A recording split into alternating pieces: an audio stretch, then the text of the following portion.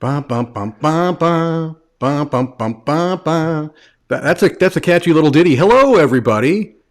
I am Mike DiLisio from the Dice Tower. This is Dice Tower Daily Chat, and I'm thrilled to be here hosting tonight's event. And I'm looking forward to talking to all the lovely people that we already have in chat. And look at who we have. We have a special guest, another Dice Tower veteran, a Dice Tower veteran. Yeah. Mr. Dan Hughes. Cora's I would dad. say the best thing that's ever happened to the Dice Tower, personally, Mike. You would say that's my that. personal opinion. I would say that, yeah. Well, Dan, you're I'm nothing. The new voice of the people. We've already established this. Is that right? I've come to usurp you, just like you usurped Z. I am the young pretender to your throne. Fantastic. Well, I'm glad that we've started this off with such a positive tone. I knew that when we had when Tom had this vision to, hey, let's have this great positive show, daily show to kind of keep people's spirits up. And he asked me to do one. I thought, man, when I think positivity, there's nobody that I would rather bring to the forefront than Mr. Dan Hughes. Mr. Positivity, I say. I am a joy and delight and bring rainbows and sparkles wherever I go, Mike. Right. Now, since you are in the UK, it is currently what time for you locally, Dan? It's 1 a.m. here. Wow. So I'm up very late. So I'm highly caffeinated and also very tired, which is my prime inappropriate state of being. No. Mike. So you're risking a lot. I've got a big list of words that I want to say on the Dice Tower, just down here. Hang on a second. Yeah, I don't know that that's such a good idea. So I'm going to start looking through the comments. There's already some fantastic number of comments. Let's see here what we have here. Good. Okay, all of this was before we actually got started. So let's see here. Okay. Everyone's let's see. Turned off now.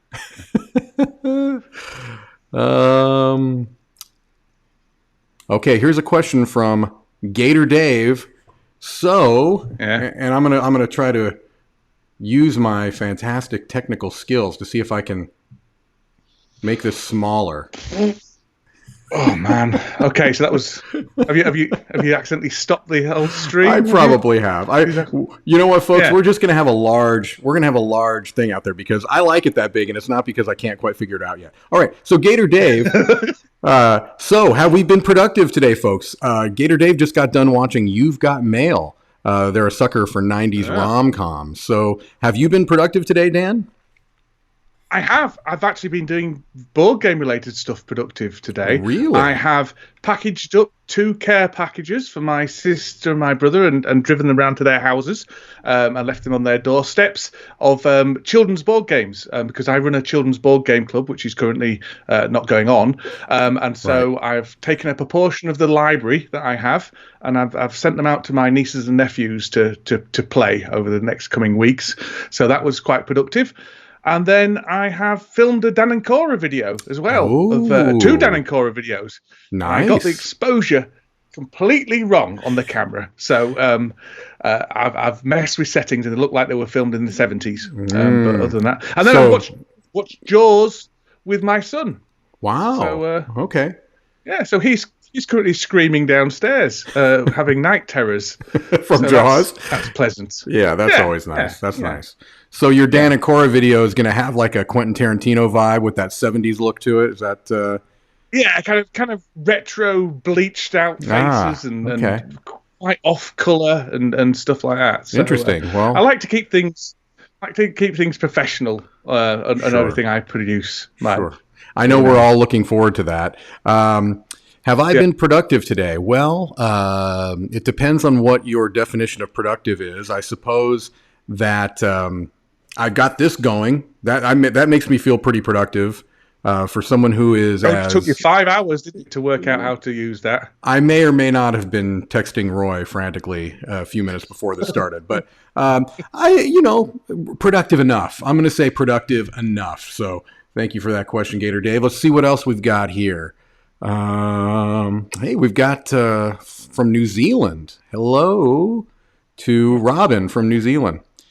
Oh, and Cameron's here. 9 a.m. in Hong Kong. Hello, Cameron.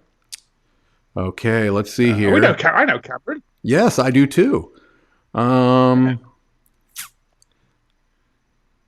Okay, let's get some questions. Questions.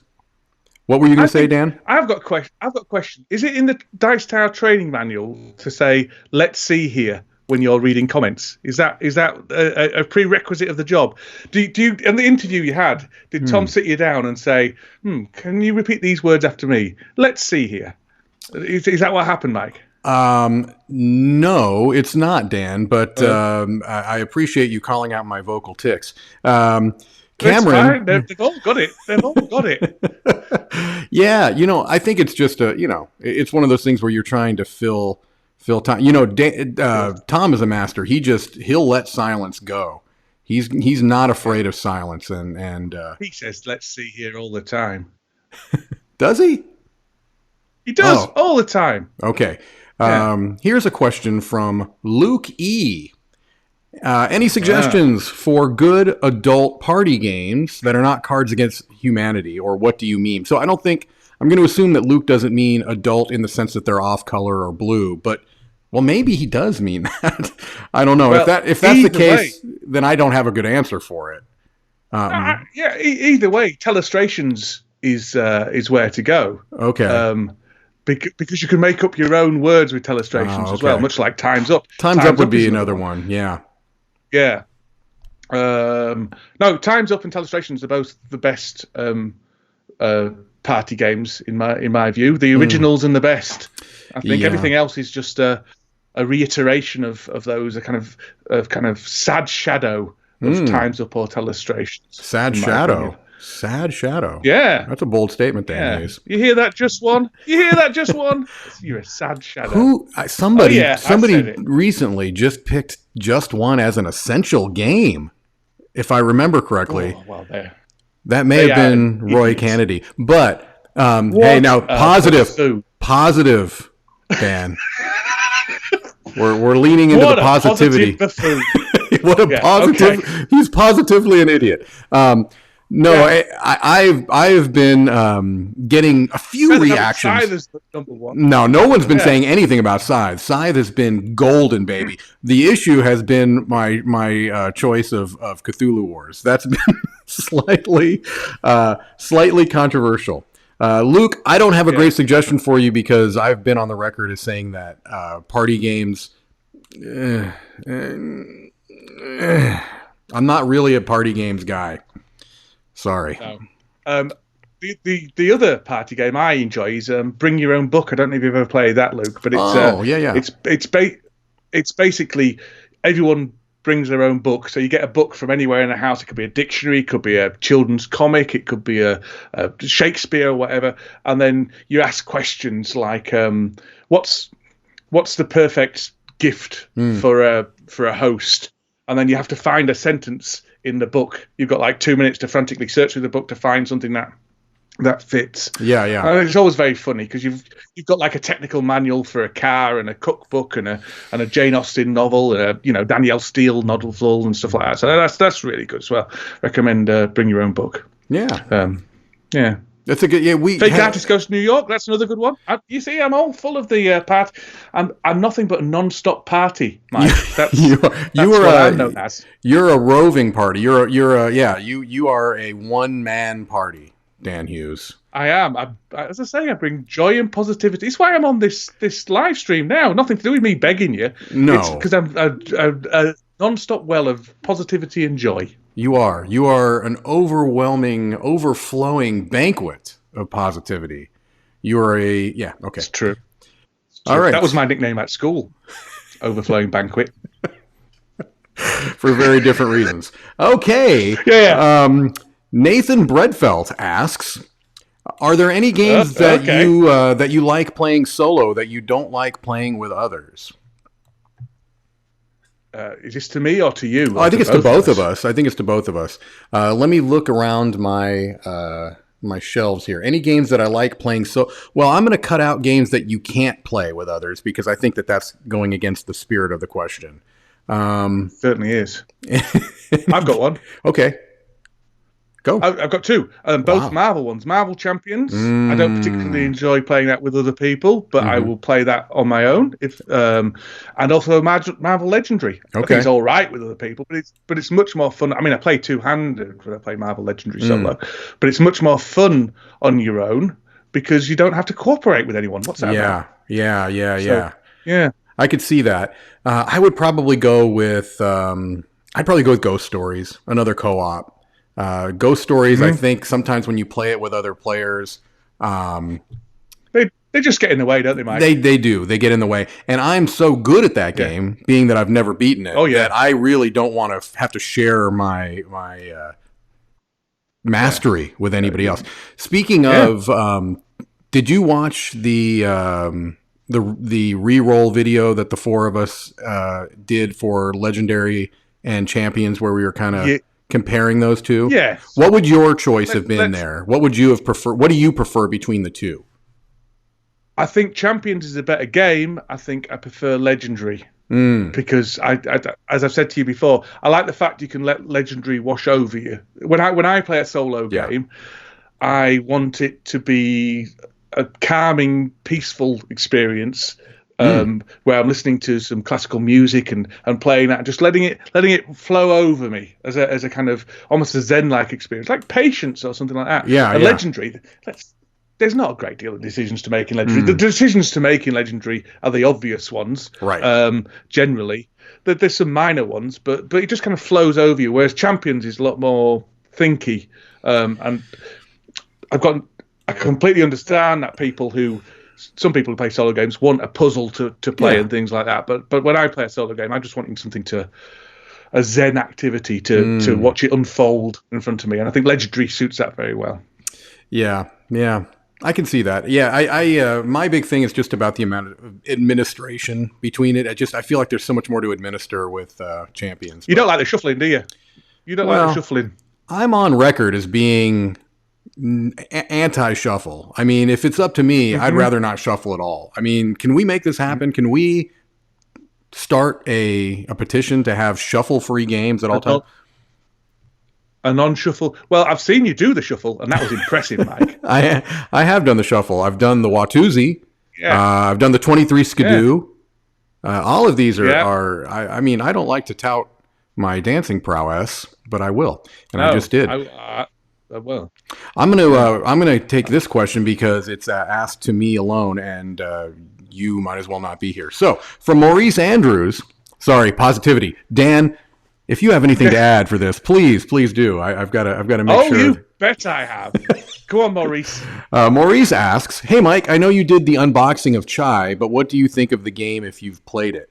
I did the unboxing, and I actually also had backed that on Kickstarter. So I was really excited when that came in to unbox because I hadn't received my copy yet when I got that. And so it's a gorgeous looking game, as anyone who sees the video can see. The components are amazing.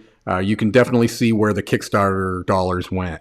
The game itself, I like, but I'm always going to caveat, if anyone's asking for a recommendation about it, I always am going to caveat that it is super light. I'm talking light as air light. I would put it probably in a similar weight as something like Tokaido, where there's not a whole lot of decisions that you can make, but it also has the charm of something like Tokaido, where it really is very relaxing. I mean, beautiful theme, where you're just making, you're trying to brew a nice cup of chai. That's really all it is. You're trying to brew these good teas and kind of fulfill these orders. And I like it. I don't know that it's something that will have a lot of legs, because it's going to play pretty similarly every time you play it. But it's a lovely game. It looks really nice. Have you seen it, Dan? I've seen your photos of it on Facebook, but other than that, no. But it sounds like another game that just washes over you. I'm all in favor. It does. It does wash over you. It's lovely. It's lovely. Okay. What's the difference between chai and tea? I think chai is a spiced tea, isn't it? It's a type of tea. I don't know that there's any distinction other than it's a type of tea. Right. Okay. But I'm certainly not an expert in tea, Dan. No, or anything. Positivity. Here's what I'm going to do. Here's what I'm going to do. Every time we say something that's not positive, I'm going to do this. Can you hear that? Well, that's not going to discourage me, Mike. You should know this by now. That is not a deterrent. The worst thing that could have ever happened for this live stream was me seeing the sound effects window that popped up over here. Okay. Okay, fair play. That was a question that was directed to me. Here's a question directed to you, Dan, from Tommy Thigpen. Dan, how is the Huddersfield in Board Games project going? Huddersfield in board games. Well, it's going relatively well. We've got a Huddersfield monopoly now, so there's that. I don't think I had anything to do with that, mind you. But there is Huddersfield was mentioned in football highlights. Yep. 2045 or whatever it is. What is it? 2027. 20, 40, 40, 50, 50. I don't know. Yeah, well, anyway, there's a Huddersfield team banner, and I can only imagine. Now, I haven't had this confirmed from Mike Fitzgerald or anything. I can only imagine that's due to my influence. So I've got a little bit of pride in that. Yeah. I've been writing more letters from Huddersfield as well. I wrote one to Elizabeth Warren just the other day. You wrote one to Elizabeth Warren, former presidential candidate for the United States? Yeah, Elizabeth Warren, that's her. Yeah. She wrote back and said she didn't design board games. She didn't know what wingspan is. You get the air horn because that was negative. Hargrave. Hargrave. Yes. Yeah, that's what it was. Listen, shut up, Mike. Just shut up. Don't make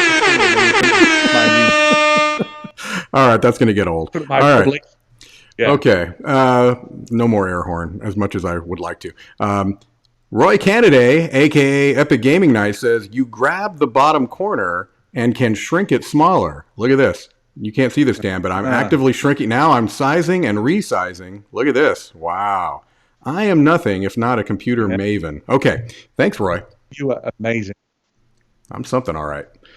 Okay. I'm not going to ask that question, Niran. Sorry, because that's just a softball for Dan.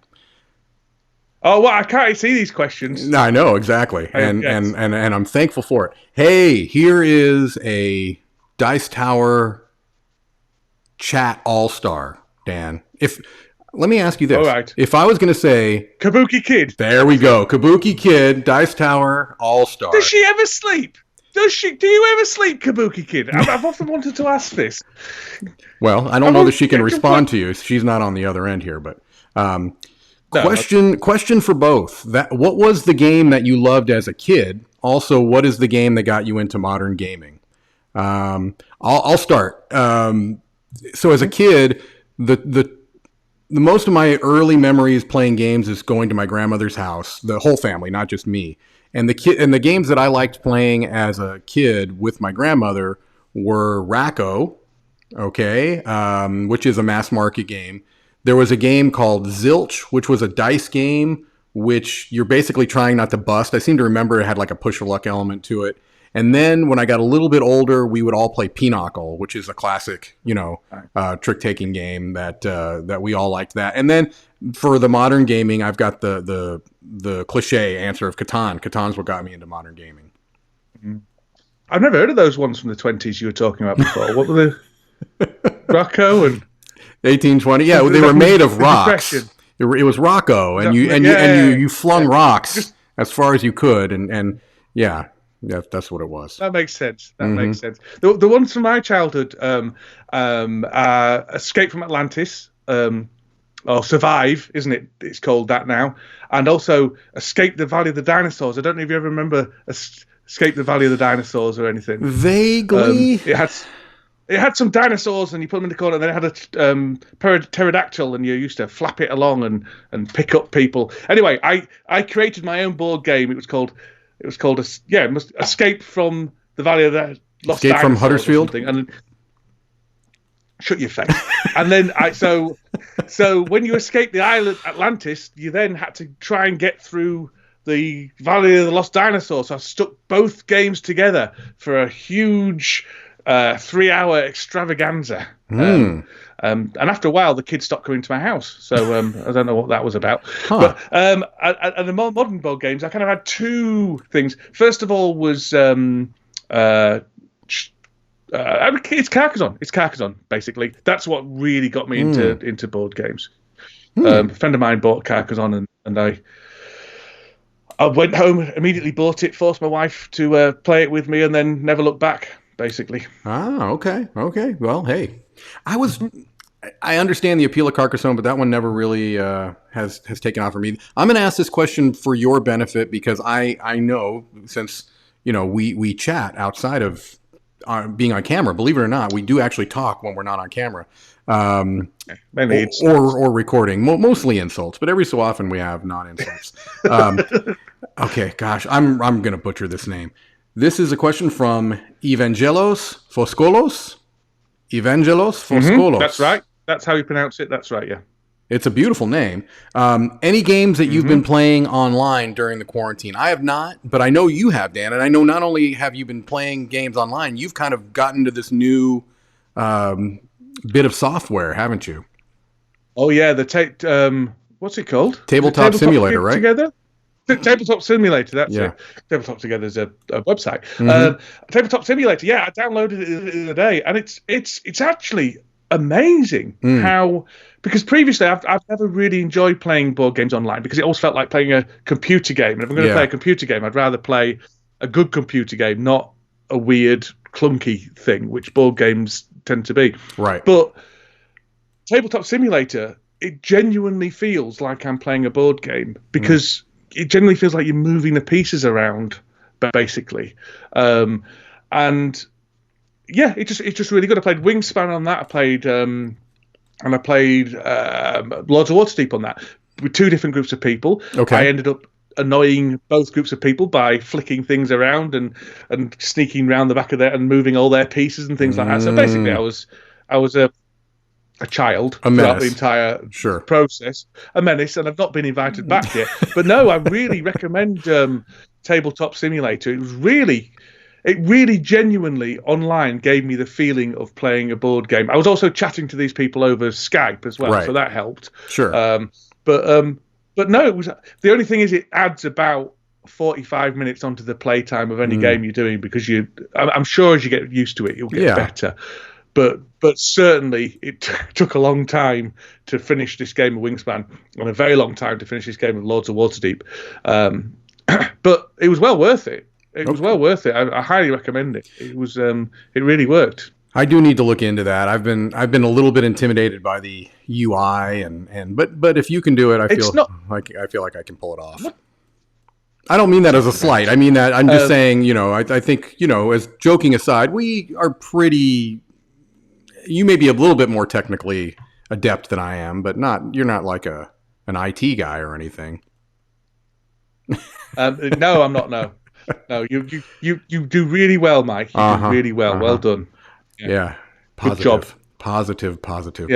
I'm being positive. I've just told you you're doing really well. There was no sarcasm at all. I know you were interested. Has playing Wingspan online made you consider getting it in the physical version, or? Sort of, because I was going to buy it, but I don't want to. I'm not paying them prices. Like it's still too expensive. It's still too expensive for me. It's still too expensive for me for one game. So I'm considering it. I'm considering it because if I bought it, I'd want to buy the expansion as well, and the expansion's and that's big money if you buy the expansion and the Wingspan. And then I probably want this. I'd want the Australian expansion or Australasian expansion as well because I really like my parakeets and things like that. I'm into Australian bird life. So yeah, I think it's one of those games where I think I'm not convinced I'll get the worth out of it for the number of plays I'll have on it. Because as you know, Mike, I've got a very small collection these days. I shrunk it right down. And so to get in, it has to be something very special. Indeed. I think Wingspan's very good, but I'm not sure it's special enough. Okay, interesting.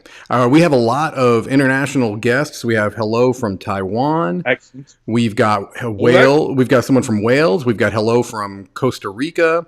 We've got people coming directly from the Game Pit. What? I'm not sure if that's Sean or Ronan.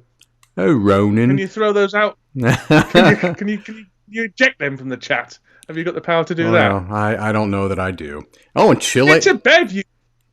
Yeah. Chile. Okay. Oh, yeah. Well, lots of lovely international folks. Let's see. See, I'm doing it again. Yeah. Let's see here. I've got a little. I also have a little bug that's floating around my about my head. Yeah. No way to talk about Roy. Positive Mike. Phil Gardner asks, Mike, have you played City of Kings? Oh yes, I love City of Kings. It's in my top. Well, I'll tell you right now, Phil. I'll tell you right now. City of Kings is, Dan, do you remember? Number 7. It's my number 13 game of all time. City of Kings is a fantastic game. It's from designer Frank West, who is very, very hot right now because of the Isle of Cats, which is a terrific game as well. And he's a fantastic man. He's been on the podcast that Dan and I host, a member of the Dice Tower Network, sporadically board. And he's a wonderful man, and he's a very good designer as well. I love City of Kings, and if you have it, it's also a very wonderful solo game. If you happen to be, trying to stay at home, as so many of us are right now. Robin, thank you so much for the kind words. I'm happy to be doing more videos. Okay, let me see here. Let me get this question. Robin, do you think I should be doing more videos as well? Tell Tom I should be doing more videos. Say that to Tom. Wow, all of these thumbs down are popping up all of a sudden. What is that all about? Alan Quesada asks, do you guys take this time to try new games or old ones you haven't played in a while? Well, I don't have any new time. I'm in my life, I think, including homeschooling my kids now and things like that. I don't think we're talking about all that kind of stuff. But no, I'm a nurse. I don't have any more time. Yeah. Mike, and you're just working as normal, aren't you, Mike? To an extent, although we'll see if that adjusts. But as of the time being, yes, we are. And so I have been playing some new games. I just played Starcadia Quest.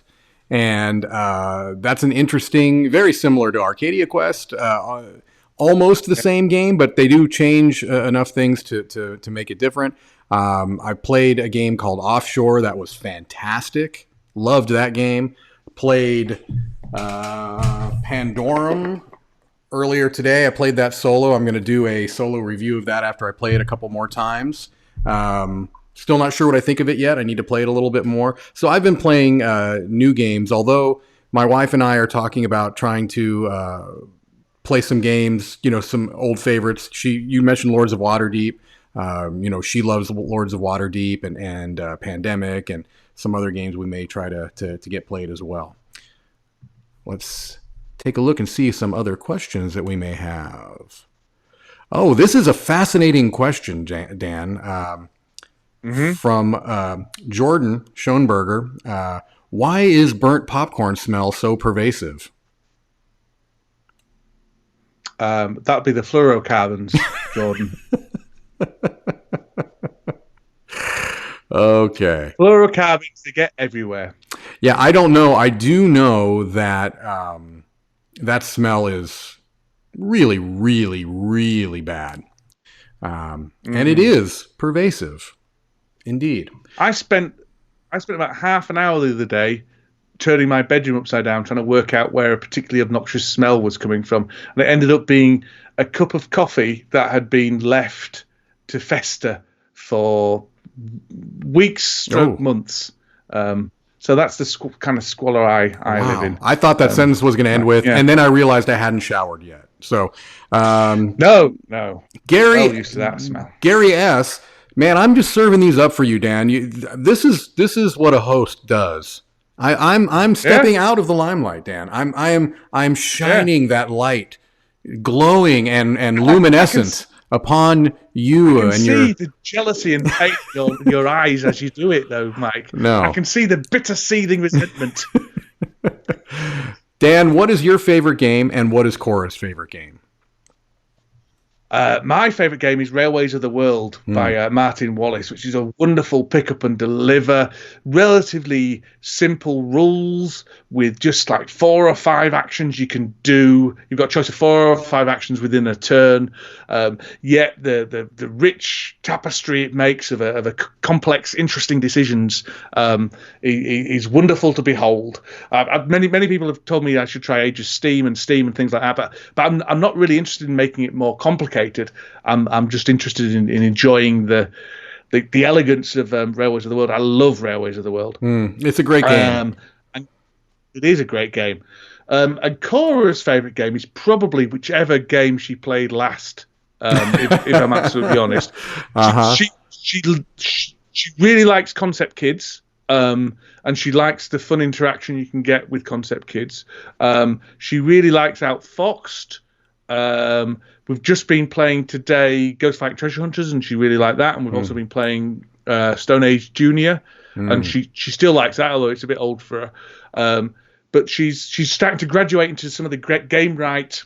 Well, not graduate, but she's starting to really kind of enjoy and actually be competitive in some of the Game Right card games. Game Right do a fantastic range of kids card games that have been going. They're all evergreen titles. They've been going for absolutely ages. Like Sleeping Queens is a fantastic take that card game, and that's been going for 15 years, I think. Loot also and was actually, we've been playing Loot. That's a Rainer Knizia game. It is, and a few others. Rat-a-tat Cat we've been playing recently.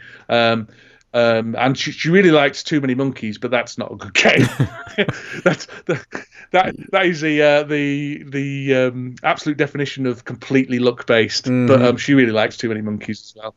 So she likes a lot of games. It's usually whatever she's last played. Right. Occasionally we have done a top 10 in the past, but I can guarantee it's whatever she's played most recently. All right.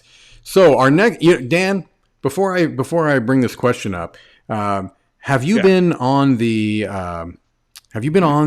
social media at all here over the last couple of days with relates to video games? There is a video game that has just been released that is just people need to get a grip. They are positivity. They are loving it. They're going gaga. They are going gaga over Animal Crossing. And so Scott Christley asks, what board game is closest to Animal Crossing? Now, I have not played Animal Crossing. I've seen little clips of it. I think I have at least a sense for what type of game it is. The first thing that comes to my mind is something like Agricola, where you've got farming. But those aren't anthropomorphic animals as far as I'm aware. So maybe more like Root. Would Root be a better choice? In Animal Crossing, are they all pitched in heated battle? Are they all trying to wipe each other off the map? No. Oh, I think just living your daily life is the closest to Animal Crossing, isn't it? Isn't it like The Sims, where you're just going around and making friends with the skunk next door or whatever? But your life is not a board game, Dan, as we've already clearly established. So what board game would be closest to that? What board game is closest to SimCity? Not SimCity, The Sims. Oh, The Sims, same thing. Pursuit of Happiness. There you go. Maybe that's the closest to Animal Crossing. Okay. I don't know. I think I played the phone version of Animal Crossing, and I just got a bit fed up of it after a while. It's just a bit repetitive, isn't it? But people like it. That's fine. I don't have a Nintendo Switch, so I'm out of the in crowd.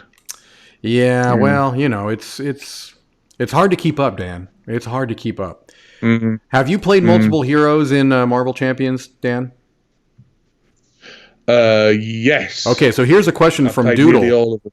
Oh, Then this is a good question from Doodle.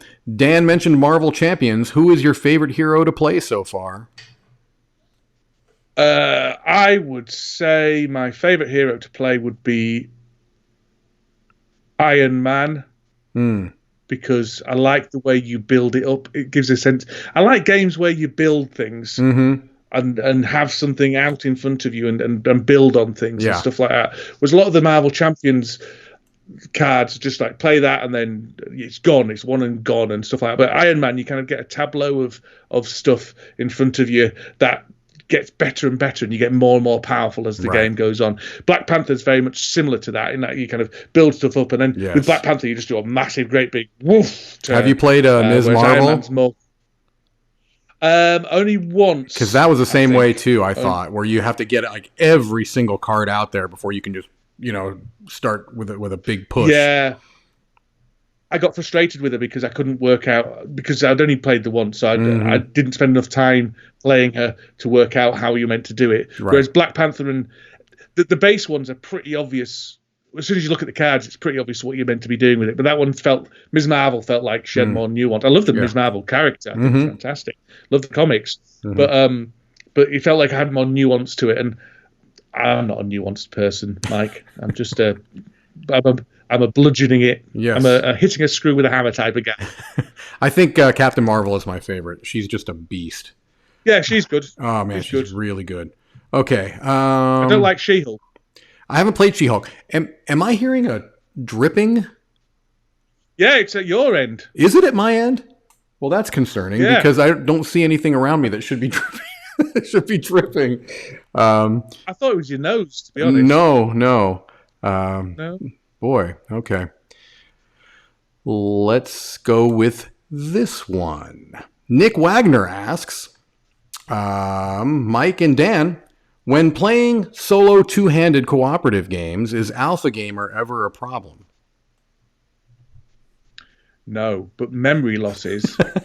I don't know about you, Mike. I don't play that many solo games, but I play a lot of Marvel Legendary solo. That's my solo game of choice. And I always think, right, I'll set off. Well, for the start, I can't remember which hand's turn it is half the time. And secondly, I can't remember this deck's meant to be at the, set off very tactically. I'll do this deck will be mainly focused around this, and this deck will be, and then I get them mixed up, and then I've just whatevs. So yeah, and then I get the cards all shuffled together by mistake and put the wrong pile into the wrong place. So my main issue is not alpha gaming; it's memory loss. Fair enough. Okay, we have a question. This is from Atticus Finch. Mike, have you played Last Bastion solo? If so, what are your thoughts on it? I haven't played it yet. I would very much like to. It's basically ghost stories, from what I understand. Talking to Z, though, he said that he thinks that he does prefer it because they've kind of streamlined some things a little bit. Maybe made it harder, which is one thing it definitely did not need, was to get harder. But I do definitely want to try it. I don't like the theme as much. I definitely like the Ghost Stories theme more. But I am certainly willing to take a look at that. Okay, so we've got our next question here from... you know what, Dan, we may have answered this question before on our podcast, but if we have, I don't remember it. This is from Cody Williams. Is there any theme you two feel have been underutilized and would like to see more of? Well, the theme of Huddersfield has been very much underutilized.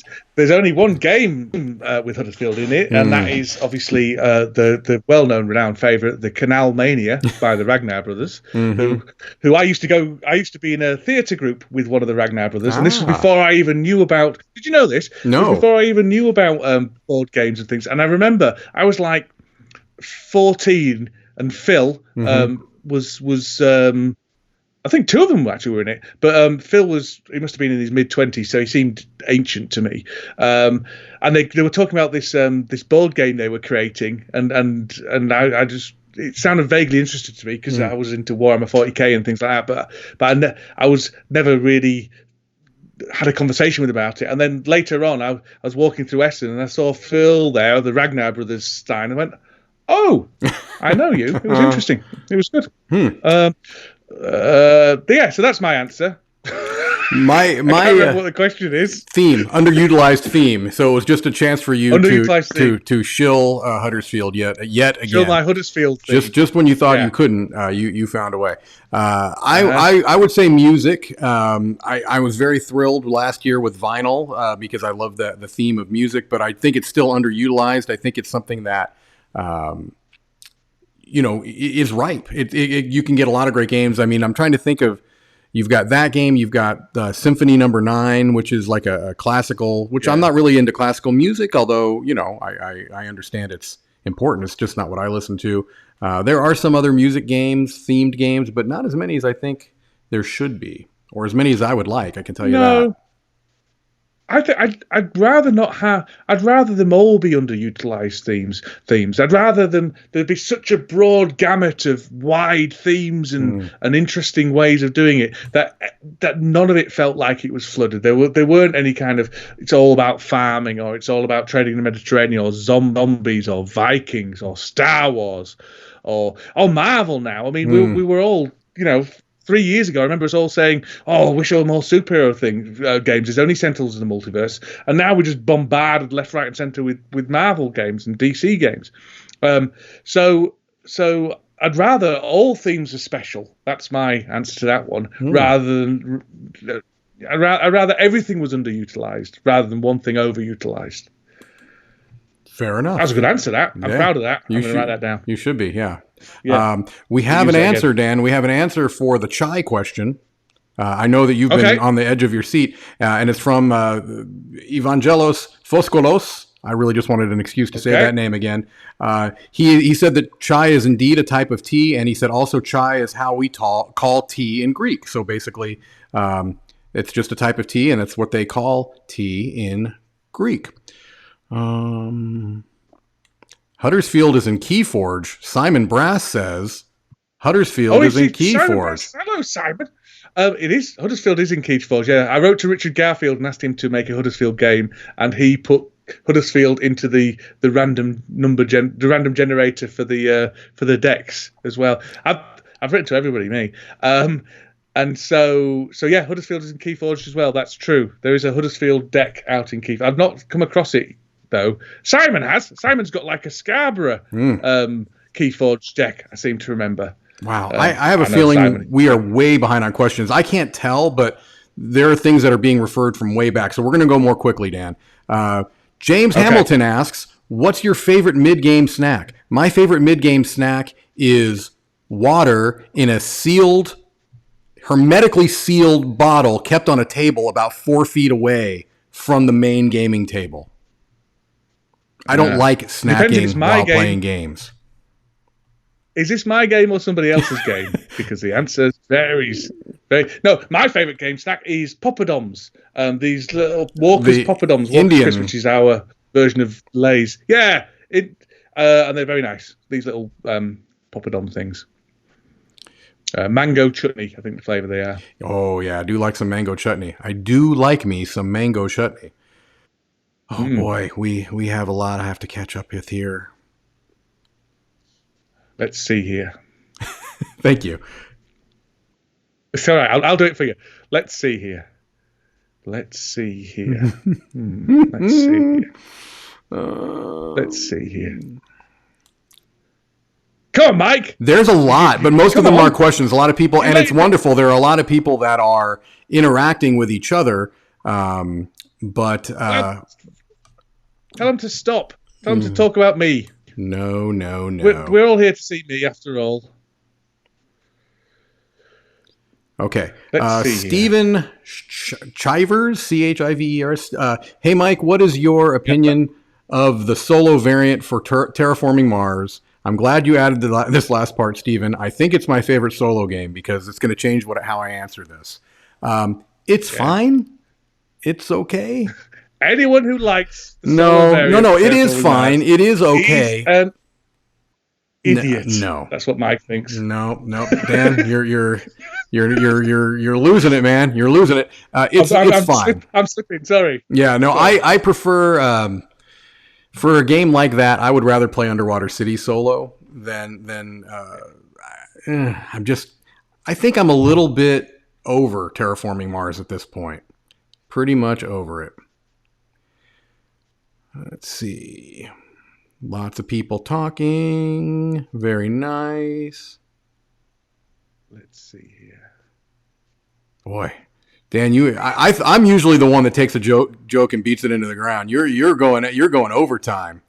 Okay. I'm trying to fill the silences.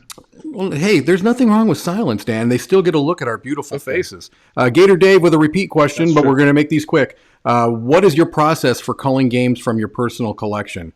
For me, it really comes down to how likely, first of all, does it have a connection? Does it have a nostalgic connection or a personal connection? If so, I'm less likely to get rid of it. Then it's going to be how often am I really likely going to play it? And then also I take box size into account as well. Dan?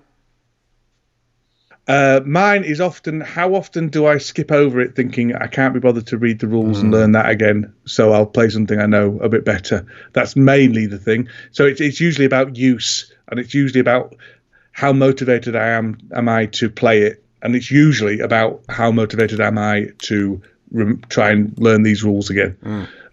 That's mine. Fair. James Hamilton asks, and this is fantastic because I've never heard of this before.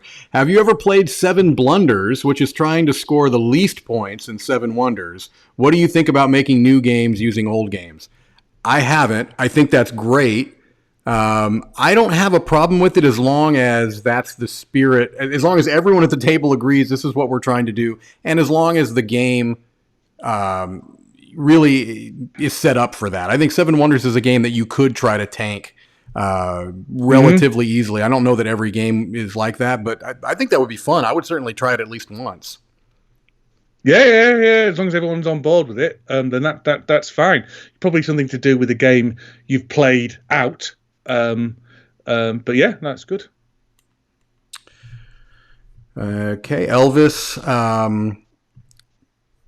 Elvis Pena says, "Hello, Mike. How excited are you for Raiders of Scythia, which is the spiritual successor of Raiders of the North Sea?" I'm excited. I'm very excited. Looking forward to it. Dan, you've played Raiders, right? Yeah, in fact, I played Raiders on Tabletop Simulator. Oh, that's right. I attempted to play it, and then one other person turned up, so we had to abandon it because it wasn't a 5-player game. But yeah, that's on there. No, I like Raiders a lot. Okay, man, these are some for so far back. I feel bad. This is not a question, but a statement from my wife. I am a pandemic god. Indeed, you are, dear. Indeed, you are. She crushes at it. Okay, let's see. Corey Brown asks, I want to make sure I get the whole question. I like this. Corey Brown. How'd you guys meet? Also, I started listening to the podcast because Dan said something about it on Reddit around the start of the year. You guys do a pretty good job. Yeah. I'll take that. Thank you, Corey. Quite good. I'll take pretty. Yeah, no, he didn't say quite good. He said pretty good. There's a distinct difference there between quite good and pretty good. It's pretty better than quite. Yeah. I think pretty's better than quite. No. I think it's one level. No. Quite good. Quite good is distinctly better than pretty good. And I am firm on that. Quite good is a modifier of, hey, this is better than good. Pretty good means it's a level of expectations. It's pretty good. It's pretty good. I think this is a massive cultural difference between us two because I'm firmly on the other side of the fence. Boy, you couldn't be more wrong. Questions about could not be more. We wrong. met because we met on Twitter, as many great relationships do. Mike kept tweeting at me saying how much he admired me and how much he hero worshipped me and things like that. And please, can I come on This Game Is Broken? He kept putting, please. I hope you're all enjoying this revisionist history, courtesy of Dan Hughes. I invited Mike to be on This Game Is Broken because I wanted to widen out the number of voices that were on This Game Is Broken, which is a board gaming comedy podcast, which I'm no longer on, but it's still going and is still very, very good. So you should listen to that if you can. And he came on, and then we kind of hit it off. And then I met you at Dice Tower Con, didn't I? Yes. And that's where we became proper friends. And then we started doing a podcast together. Sporadically bored, the podcast. We started doing it together. Yeah. The full name is Sporadically Bored with Mike and Dan. You have taken to just leaving that part off. I don't quite know why. There's something we're going to have to discuss this. I think that it might be in the contract that you're supposed to say the whole name, but that's, I'll let it go for now. Just rankles me. Your name's first. That's all. Okay. Zachary Valentine. Mike, can you give the people's opinion of the Settlers of Catan? Look, the people understand the importance, the cultural and social importance of Settlers of Catan to the board gaming hobby. And the people feel like that it gets probably a little bit too much there's a little bit of snobbery involved with Settlers of Catan. Has the game shown its age? Absolutely. There are certain games that do what it tries to do much more elegantly, but the people feel that it still has a very, very important place in the modern board gaming hobby. So it is written. Okay. Mohammed... is that an M or an N? Mohammed Haroon. What are your views on games that are just Kickstarter backers exclusive? Does it hurt the consumer's confidence as they are forced to back or miss out on games altogether before they're even reviewed? Dan, I bet I know what your idea is on this. My idea is relatively, I'm not in favour of them, but only on a very personal level. I don't think there's any problem if other people want to back them. I think it's not particularly sensible, because the only opinions you're going to get are people who advertise in the game, and you could get. But if you've got the money to take a punt on these things, and that's fine. I think it's a very blatant marketing attempt rather than an attempt to make a quality game. But then again, board game producers are in the business to make games and make money. So if it works, and you can't really criticize them for it, I think it's our job as savvy consumers, and I think it's our job as a board game media with integrity to make decisions about these things. But other than that, we just need to be wise. I think just because there are people out there who are wanting to manipulate you. I mean, this is entirely how society works. The people the producers are trying to manipulate the consumers into buying their things, and some tactics work on some people and some tactics won't. Exclusive Kickstarter stuff doesn't tend to work on me, but I understand why it does on other people. And if you like the gamble and the risk and the excitement of being in a Kickstarter, and it is exciting to be in a Kickstarter when you get those updates through and things like that, because I've gone down that hole in the past, then you may well be getting your money's worth out of it. So all power to you, but it's not for me. Yeah, I think it's. I'm not saying you're not saying it's new. I think it's a little more nuanced to an extent. I think that there are some companies that really do need Kickstarter, and maybe those exclusives are going to be the way that they can get that funding. I think there are other companies that absolutely do not need Kickstarter, and they use it as a pre-order system or really as a marketing tool. And I think we all, as consumers, at least people that are, relatively savvy with modern board games and buying modern board games, know that that's the case. I do feel like if you're trying that for your first Kickstarter, you're taking a really massive risk. I think if you've built up some equity with consumers because you've put out 3 or 4 campaigns that have all they've fulfilled on time or early and have had really good communication, then I think people are going to be very likely to back those with confidence, whether they've had a chance to be reviewed or not. All right. Daryl Ing asks, what designers do you like so much that just having their name on a box would make you pick it up to take a look? And I love that you phrased the question this way, because that to me is a more nuanced question than make you buy it. Okay. I think any game by by Shem Phillips, I'm gonna look at. Any game by Jamie Stegmaier, I'm gonna look at. Any game by Ryan Lockett, I'm gonna look at. Any game by Bruno Cathala, I'm gonna look at. Those are the four that jump to my mind. Those are the four that jump to my mind right now. I'll look at any game as long as I'm not having to pay for it. So that's the other side of things. But Rainer Knizia, basically, I will be interested in playing his games. I will also be very aware that some of them won't be any good, but I'll also be aware that some of them might be hidden treasures, because Rainer Knizia has a lot of hidden marbles. Yes, he does. There. He's a superb designer. And yes, he may have had a few misses, but the amount of hits he's got usually outshines any other designer out there. All right, Dan, something very exciting for you. Are you ready for this? I am. Jedi's Trek says, Dan, in your honor, I'm going to put a Huddersfield in an upcoming D&D session. There you go. Excellent. Thank you very much. It better be positive. Otherwise, I'll come for you. Yeah. Wow. Okay. Ashley Kovalt. I'm all about the threat. Yes. Especially the empty ones. Since you mentioned Cthulhu Wars in your essential games list, Mike, and I've been taking no ends of heat about that, do you have a favorite faction to play as? I probably in the base game, I probably like Yellow Sign the best. Overall, I really like Windwalker. Have you played Cthulhu Wars, Dan? I don't think so, right? I played it once. Oh, good. I painted it, and I played it once. Oh, okay. But I can't remember what I played. Do you remember the color? I remember enjoying it. Yeah. No. I remember the colours very well because I didn't paint all of it, but I painted the big one, so I know what colour each of them is because it took a long time to paint them.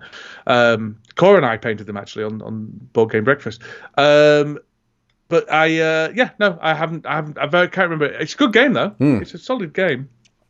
My wife is in the chat accusing me of being a liar. Apparently, I tried to get rid of all games. What you're lying about, Mike? I tried to get rid of all kinds of games that had nostalgia. Now, I'm not going to go down that road. I probably did. I was not maybe savvy enough to realize that they had nostalgia for my wife. I had to pull them out and have been shipping them to Florida. Yes. Okay. You told me you did know they had nostalgia. Oh, would you didn't stop care, it? Mike? Would you stop it? Okay. You said you. Anyway, yeah. Okay. Hey, we still have a little bit of time. Here we go. Yeah, I'm fine. Okay. Ivanovich Tuffins says, Dan, is there a comprehensive place to view all your reviews of kids' games? There is sort of, yes. The book. I think it's called Board Games for Families. I'd have to look it up. Is where I put most of them, which is the YouTube channel run by Max Davey, Dr. Max Davey, who's a paediatrician over in the UK, but also he did Bringing Up the Meeple, if anyone remembers that, a long time ago on the Dice Tower podcast, back when Tom was having contributors on the podcast. And he does a few reviews here and there. He's very family orientated as well. He's a great guy, he's Max.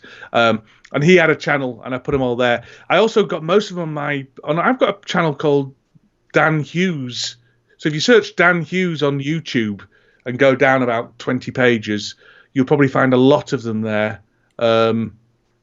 But that's the problem with Bog, but with Board Game Breakfast, you can't. It's not a searchable resource really. And I'm very pleased that Tom's allowing me to put some kids games, standalone kids games on the channel. So I've got some on the Dice Tower as well. Okay, we got a playlist. We've got to try to get through a few more because we only have a minute. But sorry, we can. I apologize. I'm okay with going a minute or two longer, but I know it's very, very late for you. Hidden Trader asks, I'm fine. What game are you most excited to teach to people? I'm going to start with something like right now. The game that I'm most excited to teach to people is QE because I love seeing people play that for the first time and watch their minds go. I love teaching people QE. Yeah, QE is great. I would say something like Skulking.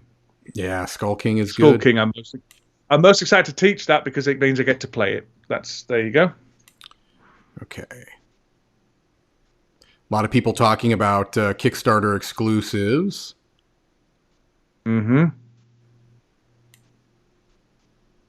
Okay, so a lot of people saying a lot of very similar designers that we've mentioned. Okay, let's make this our last question here from John Miller. Okay. What new, less than 3 games designers are you most interested in? I think for me, it's Elizabeth Hargrave. I know she's coming out with a new game called Mariposas about butterflies from AEG. It's Warren, Elizabeth Warren. You're thinking of? I think Wingspan. I've been on record saying I think that's a terrific game. I played the little Tussy Mussy game, the little Button Shy game. I thought that was fantastic for 18 or 19 cards, whatever it is, and nothing else. Made a really nice little game out of that, and Mariposas looks great. So I think Elizabeth Hargrave right now it would be the one I would say.